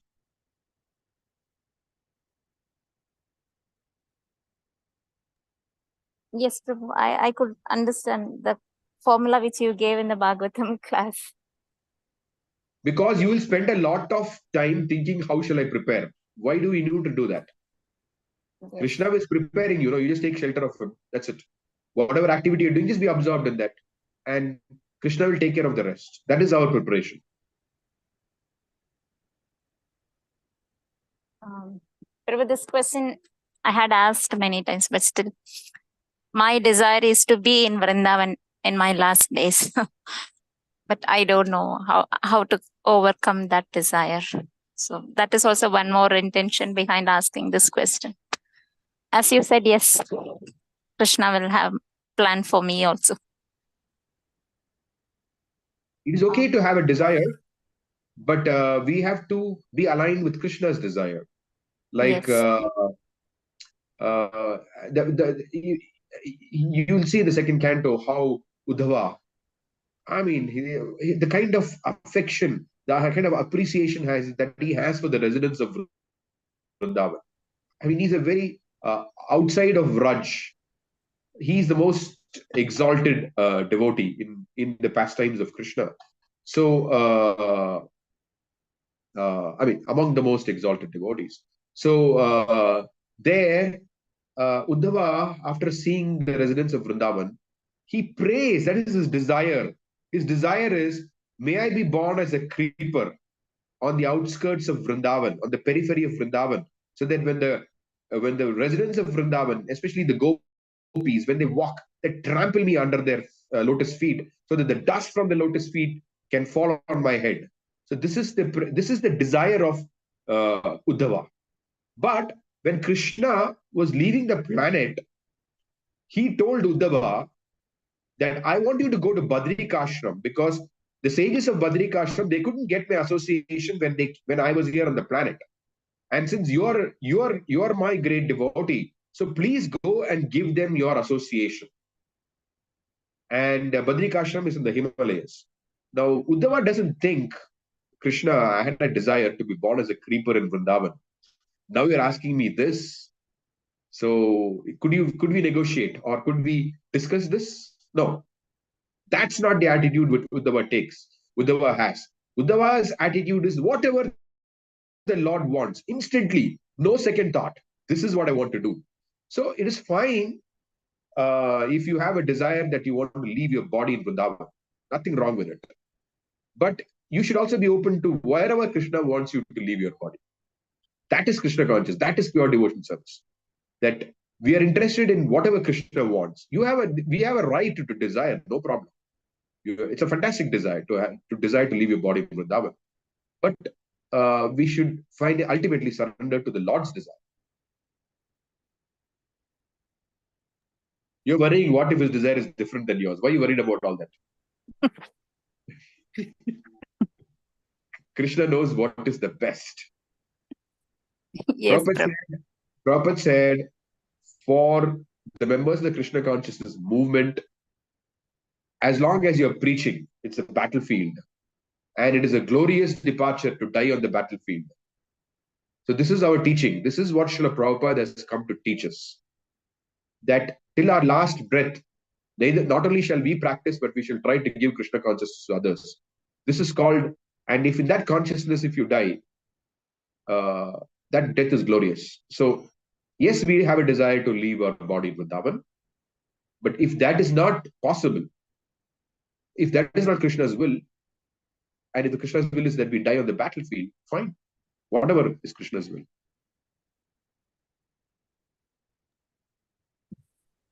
Yes, Prabhu. Prabhu, one more thing. In the last chapter, I think, Prabhupada was talking about salary for their services. So could you please say something about what should be the mood while doing service? Service means we should not expect anything. No. See, the point is that Prabhupada's idea was they don't take any money and try to maintain themselves. Rather, the temple determines their temple provides. That's what basically you are not determining. You are not controlling the use of money for your needs. This is the point. You are not controlling the money for your needs. Someone else is controlling the money and giving you your needs. That is called Vairagya. Brahminically, that's it. That's as I say, Brahminas are like that. No, they don't earn money and control the money, right? They just, whatever charity they get, that's it. If you don't give charity to Brahmana, he's not supposed to curse you. Just you. They're supposed to be Brahmanas. They're supposed to depend on the will of the Lord. That is what Prabhupada is talking about. If you ask me, is that followed in ISKCON temples? That's a different discussion. Here, I'm just talking about what Prabhupada wanted.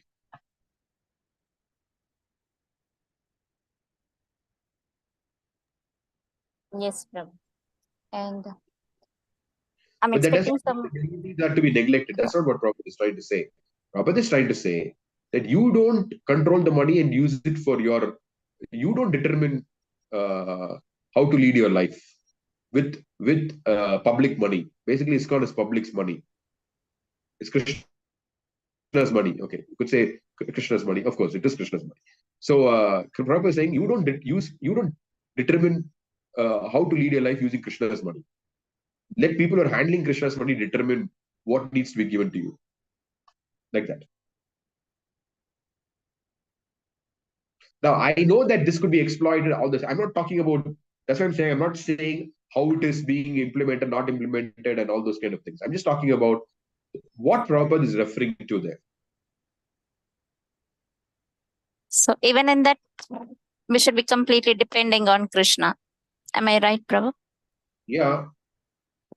But Prabhupada did not encourage ignoring or ill-treating devotees in the name of austerity. That's not what he wanted. That's for sure. Everybody should have what is needed for them to peacefully prosecute Krishna consciousness. That was his idea. There should be food, proper shelter, essential clothing, like that. Not neglecting and starving and all that. Not like that.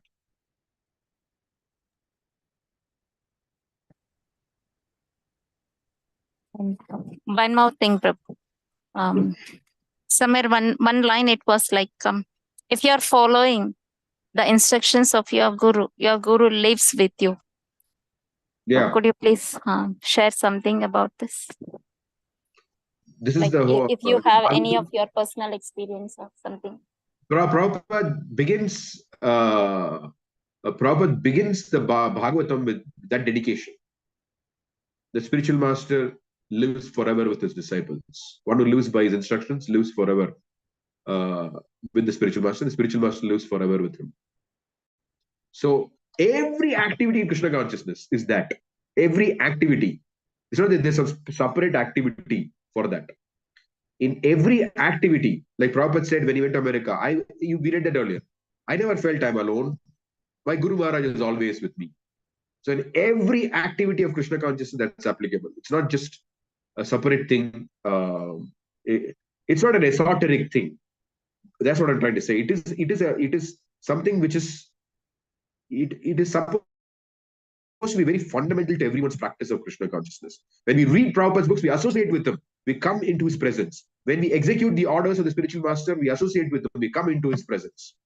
So if it is done with that attitude, that this is the word, these are the instructions of the spiritual master, these are the instructions of my superiors, these are Prabhupada's personal ecstasy when it comes to the books. So like that, if we have that attitude, then we're always in the presence of the spiritual master and Prabhupada. That's attitude we're supposed to have anyway. All activities, we're supposed to take it like that.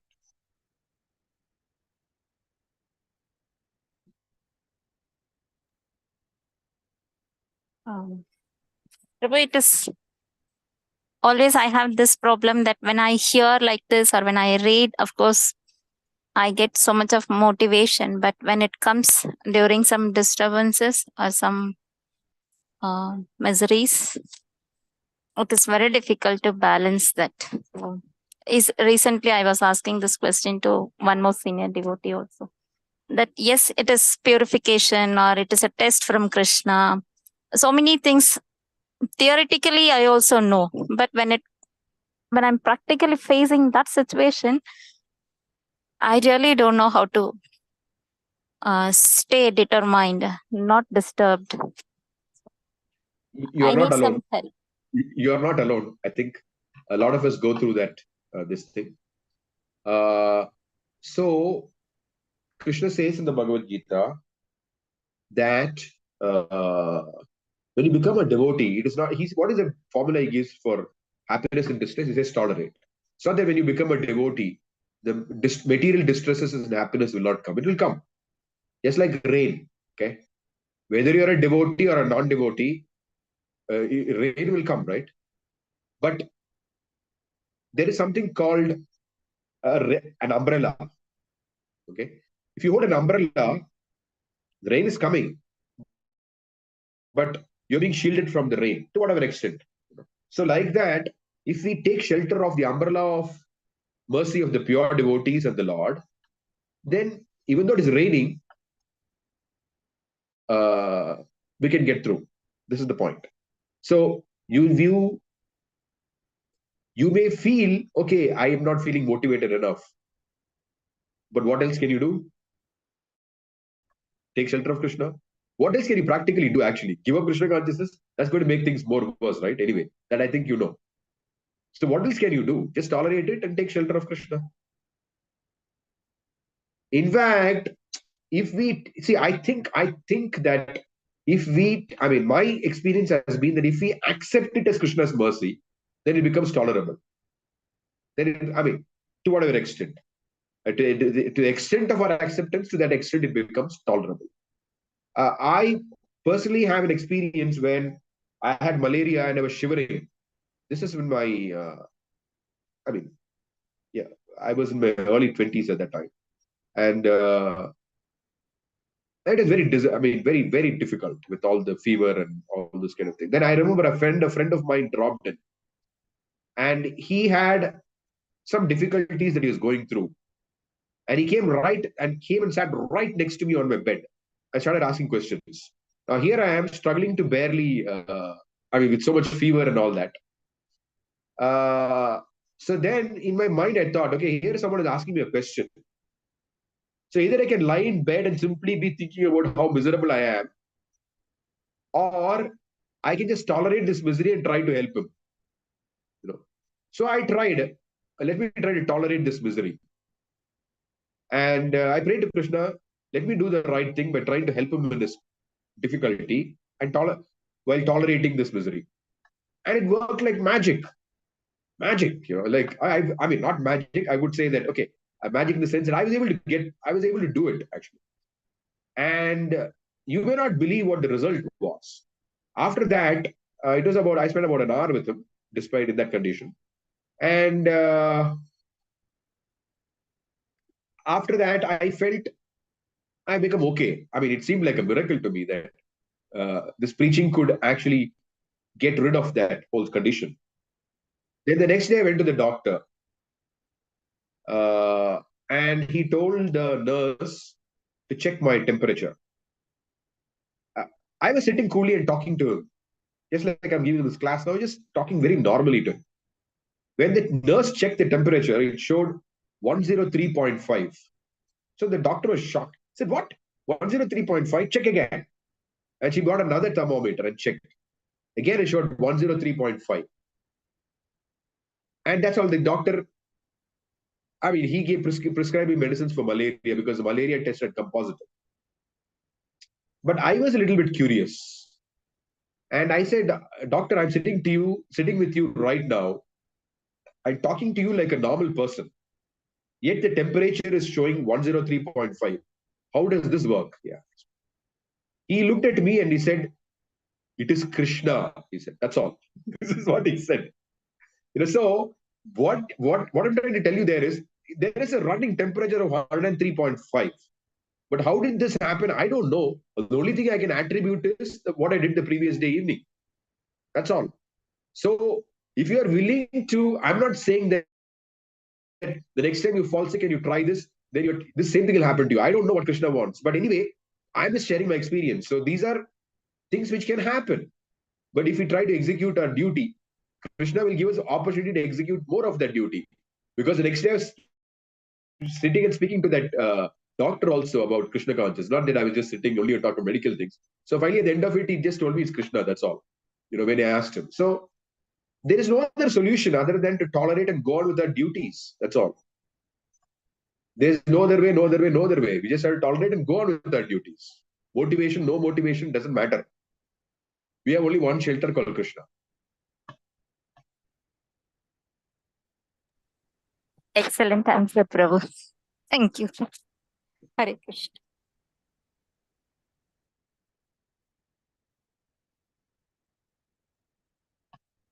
Okay, so we'll end for today and resume again next Sunday. Next Sunday, I think anyway, I'm not, yeah, I think I'll be able to take. Next Sunday is 4th, 11th. Yeah, I think I'll be able to do it. I'm not sure because I'm supposed to be traveling. Looks like I'll be able to do it. I think the schedule won't clash. Okay. Vanchakalpatarubhyash Patitanam Bhavanibhyo Vaishnavyo Namo Namaha Srila Prabhupada ki jai, Gaura Bhakta Vrinda ki jai, Nitai Gaur Premanande. Thank you all very much.